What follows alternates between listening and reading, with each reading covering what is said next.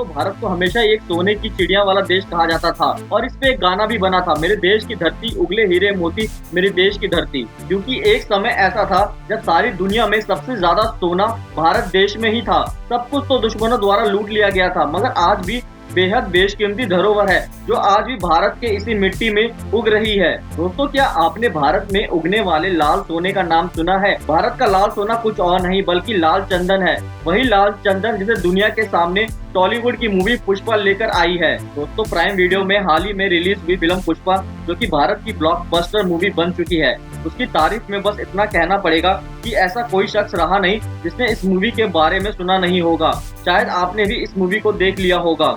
मगर दोस्तों अगर आपने ये मूवी नहीं देखी है तो हम आपको बता दें, पुष्पा फिल्म लाल चंदन के इर्द गिर्द ही घूमती है। इस मूवी को देखने के बाद आप लोग समझ जाएंगे कि आखिर लाल चंदन को पाने के लिए क्यों लोग खून बहाने को भी तैयार हैं। लाल चंदन को रक्त चंदन भी कहते हैं। रक्त चंदन कहने के पीछे की वजह यह है कि इस लाल चंदन के चक्कर में आजकल ना जाने कितने ही रक्त बह चुके हैं। दोस्तों लाल चंदन दुनिया में सिर्फ और सिर्फ भारत में ही पाया जाता है।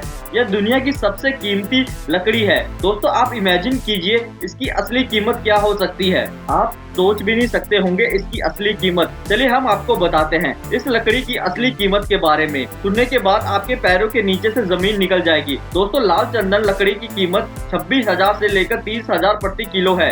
एक पेड़ से कम 20 से 25 किलो तक लकड़ी निकल जाती है, जिसे बेच के कम से कम 5 से 6 लाख रुपए मिल जाते हैं। यानी एक लाल चंदन पेड़ की कीमत 6 लाख रुपए है। और दोस्तों एक टन लाल चंदन की कीमत 2 करोड़ हो जाती है। अब चक्कर आना तो बनता ही है। दोस्तों जो चीज जितनी कम होती है उसकी कीमत उतनी ही ज्यादा होती है। इसका इतनी कीमत होने का यही वजह है कि ये बहुत कम मात्रा में पाई जाती है। लाल चंदन भारत में केवल तमिलनाडु और आंध्र प्रदेश में ही पाया जाता है। दोस्तों यही नहीं, इसी लाल चंदन के पीछे हमारा पड़ोसी देश चीन भी पीछे पड़ा हुआ है। भारत में पाए जाने वाले लाल चंदन के बारे में जैसे ही चीन को पता चला, उसने ना जाने कितने ही साजिशों को द्वारा उसे पाने की कोशिश की और वो आज भी इसे पाने के लिए बेकरार रहता है। दोस्तों आपके मन में खूब सारे सवाल उठ रहे होंगे कि इस लाल चंदन में ऐसा क्या है, आखिर इसे किस काम के लिए इस्तेमाल किया जाता है, आखिर क्यों चीन इसके पीछे पड़ा है। तो दोस्तों आपके सभी सवालों का जवाब हम आपको इस वीडियो में देंगे। आज आपको लाल चंदन से जुड़ी हर एक छोटी सी छोटी बात पता चल जाएगी, ताकि अगली बार जब आप लाल चंदन के बारे में सुने तब आपको इसके बारे में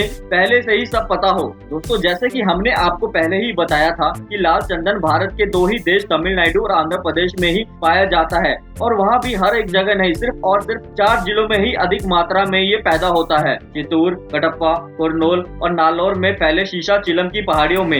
इस बात से आप इसकी खास होने की वजह को समझ सकते हैं। दोस्तों इस पेड़ की एवरेज हाइट 8 से 11 मीटर होती है। दोस्तों लाल चंदन की लकड़ी लाल होती है, इसमें सफेद चंदन की लकड़ी जैसी खुशबू नहीं होती है। दोस्तों लाल चंदन के बारे में सबसे खास बात, चलिए आप भी थोड़ा सोचिए और बताइए लाल चंदन के पेड़ को पूरी तरह से तैयार होने में कितना वक्त लगता होगा। आप सब ज्यादा से ज्यादा 10 या 15 साल सोच रहे होंगे दोस्तों, लेकिन हम आपको बता दें कि इसे पूरी तरह से तैयार होने में 30 साल का समय लगता है। लाल चंदन की खेती सभी तरह की मिट्टी में हो सकती है, लेकिन रेतीली मिट्टी, चिकनी मिट्टी, लाल मिट्टी, काली दानेदार मिट्टी पैदावार अच्छी और जल्दी होती है। इसकी खेती ऐसी जगह नहीं हो सकती जहाँ पानी का जमाव होता है। इसका ज्यादातर इस्तेमाल दवाइयाँ, इत्र, फर्नीचर और सजावट के सामान, विशेष तौर पर म्यूजिकल इंस्ट्रूमेंट को बनाने में किया जाता है। कई लोग सुंदरता और शराब के लिए भी इसका इस्तेमाल करते हैं। दोस्तों लाल चंदन से कई तरह की दवाइयाँ भी बनाई जाती है और लाल चंदन के पाउडर का इस्तेमाल स्किन एलर्जी, एक्जिमा, सूजन जलन के इलाज में होता है। कहते हैं एक्जिमा के मरीज को अगर खुजली हो तो वो लाल चंदन के पाउडर को कपूर के साथ पेस्ट बना के लगा दिया जाए तो वो जल्दी से ही ठीक हो सकते हैं। दोस्तों जैसे कि आपको पता है कि सफेद चंदन के लेप हमारे चेहरे पे निखार ला सकते हैं, उसी तरह लाल चंदन का लेप भी हमारे चेहरे की खूबसूरती को बढ़ा देता है।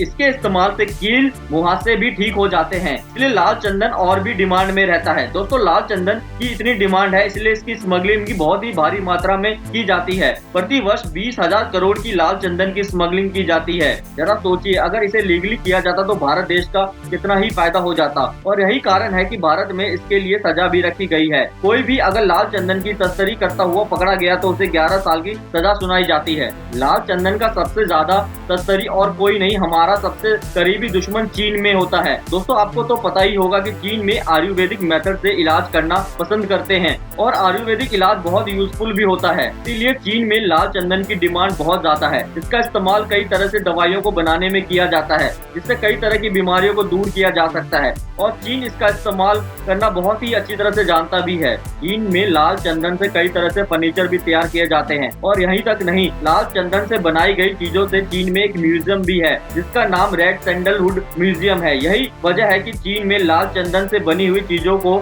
इज्जत दी जाती है और लाल चंदन से बने हुए फर्नीचर को अपने घर में रखना एक सम्मान की बात मानी जाती है। इसीलिए चीन में रईसों के घर में आपको लाल चंदन से बनी हुई चीजों देखने को मिल जाएगी। इसलिए चाइना में लाल चंदन की इतनी डिमांड है और वह स्मगलर्स को मुंह मांगी दाम देने को भी हमेशा तैयार रहते हैं।